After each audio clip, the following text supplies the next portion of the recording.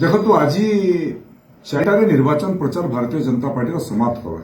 ପଦ୍ମପୁର ଏନ୍ଏସିରେ ବଡ଼ ଭାରି ଗୋଟେ ର୍ୟାଲି ଥିଲା, ଯେଉଁଥିରେ ମାନ୍ୟବର କେନ୍ଦ୍ରମନ୍ତ୍ରୀ ଧର୍ମେନ୍ଦ୍ର ପ୍ରଧାନ ବି ସାମିଲ ହୋଇଥିଲେ। ପାଖାପାଖି 15,000 ଲୋକ ସେ କାର୍ଯ୍ୟକ୍ରମରେ ଥିଲେ। 4টাରେ ଆମେ ନିର୍ବାଚନ ପ୍ରଚାର ସମାପ୍ତ କଲୁ ଏବଂ ମୁଁ ପ୍ରତିବର୍ଷ ପଦ୍ମପୁର ବ୍ଲକର ବରିହାପାଲି ଗାଁ ଅଛି, ଯେଉଁ ଗାଁକୁ ମୁଁ ପ୍ରତିବର୍ଷ ଯାଏ ନିର୍ବାଚନ ଆରମ୍ଭରୁ କିମ୍ବା ଶେଷରେ।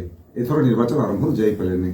ଆଜି ନିର୍ବାଚନ ପ୍ରଚାର ଶେଷ ହେଲା, ସେଇଥିପାଇଁ ମା ଲକ୍ଷ୍ମୀଙ୍କର ମନ୍ଦିରକୁ ଯାଇଥିଲି ଦର୍ଶନ କରିବା ପାଇଁ।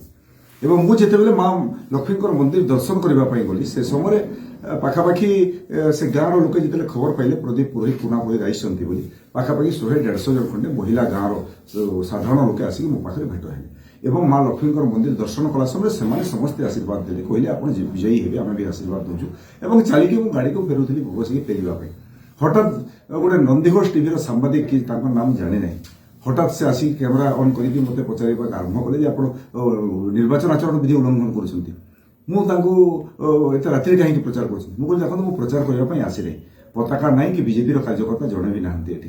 ମୁଁ ଆସିଥିଲି ମା ଲକ୍ଷ୍ମୀଙ୍କର ଦର୍ଶନ କରିବା ପାଇଁ। ଏବଂ ସେ ପଚାରିଲେ ଏତେ ସଂଖ୍ୟାରେ ଲୋକେ କେମିତି ଆପଣଙ୍କ ସାଙ୍ଗରେ ଆସନ୍ତି? ମୁଁ କହିଲି ମାନେ ସ୍ୱତଃପ୍ରବୃତ୍ତ ମୁଁ ଆସିଛି ବୋଲି ଜାଣିକି ମୋ ପାଖରେ ଆସିକି ଠିଆ ହେଇଛନ୍ତି, ମୁଁ କାହାକୁ ମନା କରିବି? ମୋର ପ୍ରତି ସ୍ନେହ ଶ୍ରଦ୍ଧା ଅଛି, ଆସିକି ଠିଆ ହେଇଛନ୍ତି। ମୁଁ ପ୍ରଚାର କି ସଭା ସମିତି ମାଇକ୍ ତ କିଛି ବାଜୁ ନାହିଁ, ମୁଁ ଗାଡ଼ିରେ ବସିକି ମୁଁ ଯାଉଛି। ଏବଂ କ୍ରିମିନାଲ ଭଳିଆ ମୋତେ ତ ଆଶ୍ଚର୍ଯ୍ୟ ଲାଗିଲା, ସାମ୍ବାଦିକ ମାନେ ଏମିତି ବ୍ୟବହାର। ମୁଁ ଜଣେ କ୍ରିମିନାଲ, ମୋ ହାତ ଧରିକି ବାହାକୁ ଧରିକି ସେ ସାମ୍ବାଦିକ ମୋତେ ଅଟକେଇକି, ମୁଁ ତ ଷ୍ଟେଟମେଣ୍ଟ ଦେଇଦେଲି, ତମେ ଷ୍ଟେଟମେଣ୍ଟ ନେବ, ତମେ କ'ଣ କରିବା କଥା କରିବ। ତାପରେ ବି ମୋ ବାହାକୁ ଧରିକି ଅଟକେଇକି ବାରମ୍ବାର ସେ ସମାନ କଥା ପଚାରିଲେ। ଏବଂ ସେଇଠି କିଛି ମା ମଉସୀ କହିଲେ ଯେ ତମେ କିଏ ଏମିତି ବ୍ୟବହାର ଦେଖୁଛ, ଜଣେ ଏ ଅଞ୍ଚଳର ଜଣେ ପ୍ରତିଷ୍ଠିତ ନେତାଙ୍କ ପ୍ରତି ଏଭଳି ବ୍ୟବହାର ଠିକ୍ ନୁହଁ। ଏବଂ ମୁଁ ଯେତେବେଳେ ଗାଡ଼ିରେ ବସିଲି, ପୁଣି ସେ ଦୌଡ଼ିକି ଆସିଲି ସାମ୍ବାଦିକ, ପୁଣି ଫୋନ୍ ଧରିକି କହିଲେ। ମୁଁ କହିଲି ଆପଣଙ୍କୁ କହିସାରିଛି, ମୁଁ ଦର୍ଶନ କରିବା ପାଇଁ ଆସିଛି। ଏବଂ ମୁଁ ତାପରେ ଗାଁ ଲୋକେ କହିଲେ ଆପଣ ଚାଲି ଆସନ୍ତୁ। ଏବଂ ସେଇଠି ମୁଁ ପରେ ଆସିକି ଜାଣିଲି, ଫୋନ୍ କଲେ ଗାଁର ଲୋକେ, ଯେ ସେ ସାମ୍ବାଦିକ ଜଣକ ସେ ମହିଳାମାନଙ୍କୁ ଠେଲା ପେଲା ଆରମ୍ଭ କରିଦେଲେ। ତମେ କାହିଁକି ଅଟକାଉଥିଲ, ମୁଁ ତ ପଚାରୁଥିଲି।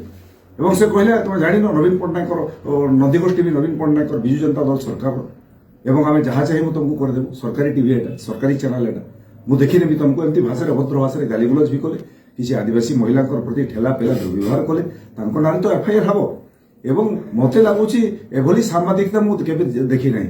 ଏମିତି ବି ଗୋଟେ ସାମ୍ବାଦିକତା ହୁଏ, ଏଭଳି ବ୍ୟବହାର, ଖରାପ ବ୍ୟବହାର ପ୍ରଦର୍ଶନ କରାଏ ଏବଂ ନିଜକୁ ଭାବନ୍ତି ଆମେ ସରକାର ବୋଲିକି। ସେ ସାମ୍ବାଦିକ ଯିଏ ଥିଲେ ସେ ଭାବୁଥିଲେ ବୋଧେ ସେ ନିଜେ ସରକାର ବୋଲି। ଏହାକୁ ମୁଁ ଦୃଢ଼ତାର ସହ ନିନ୍ଦା କରୁଛି, ଏଭଳି ସାମ୍ବାଦିକଙ୍କର ମୋ ପ୍ରତି ଯେଉଁ ବ୍ୟବହାର ଦେଖେ।